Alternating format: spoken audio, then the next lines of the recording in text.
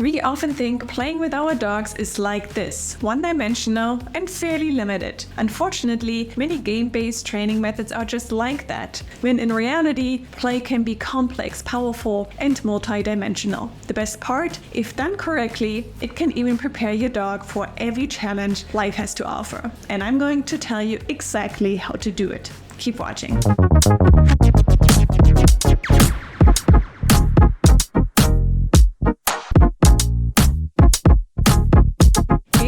Dog training has become a buzzword and trend. Some promise to fix all behavior issues through games. But what is the foundation of it? Can games truly stop a dog from pulling on the leash or reacting to other humans and dogs? Are games really propelling your training forward or keep you stuck? So before you hop on that trend, let's look at play behavior. Okay, what comes to mind when we hear games? Fetching a ball, tugging, food puzzles maybe? If you really think about it, the pet stores are full of entertainment options for our dogs. But it really comes down to these three activities: run after something, pull on something, or find something. It seems quite one-dimensional, just like this chopstick. Throwing a piece of food or hiding it under a cone is certainly a fun interaction, but not the real deal. It doesn't spark a lot of creativity, and it is limited in its use. The one use they have, like enrichment on rainy days of physical exercise, is great, but there is so much more you can get out of play. So how can you open up new possibilities and squeeze out all the benefits that comes with play? The play I'm talking about is not the trend you see on social media. I'm talking about play that evokes exploration and creates mental resilience, which translates into confidence even outside of play. Just like a set of utensils, it allows a dog to acquire new skills, apply and test them, and refer them in various situations. So if you play with your dog the way I'm going to describe in just a moment, the threshold to anxiety, fear, and reactivity naturally decreases, particularly in unknown situations. And that will have a huge impact on your rehabilitation approach for reactivity. So here's my definition of play. Play allows the dog to test different roles in a social, dynamic, and safe setting, supports rule bending without negative consequences, and limits the competitive as well as arousing nature to a medium level. That's a mouthful, so what does that really mean? Okay, 1. Testing different roles. When I talk about testing different roles, I mean mimicking what puppies would do with their littermates. Play is never one-dimensional, but a rapid change of context.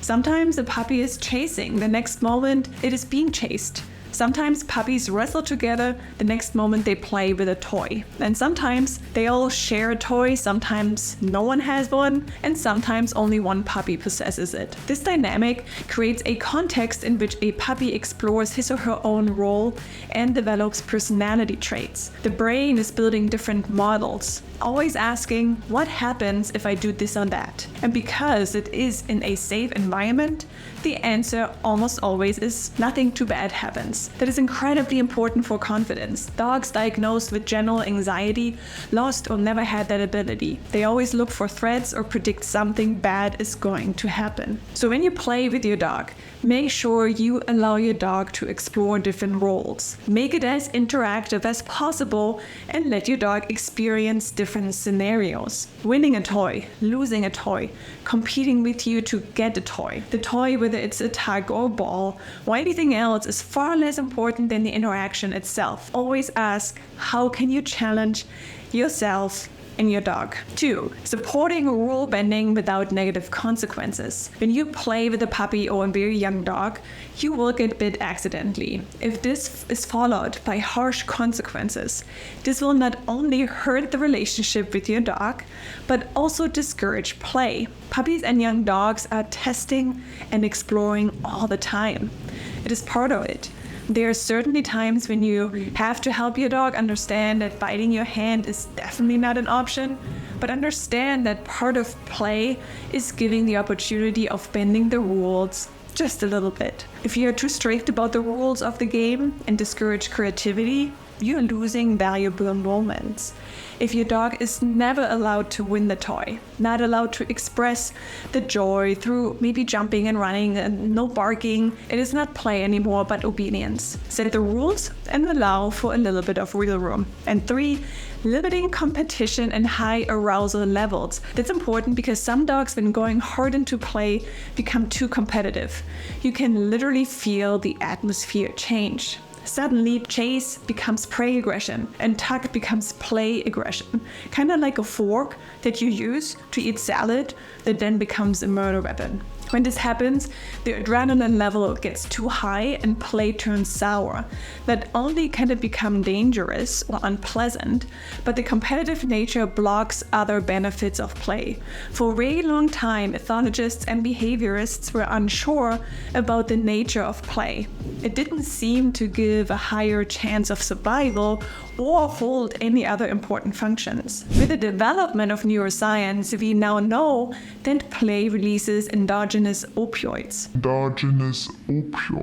These are the body's natural painkillers, and they put the dog into a very pleasant state of mind. Very powerful, and that's what drives confidence and contentment. The release of these opioids is blocked though when adrenaline reaches high levels, and that often happens when play becomes too competitive.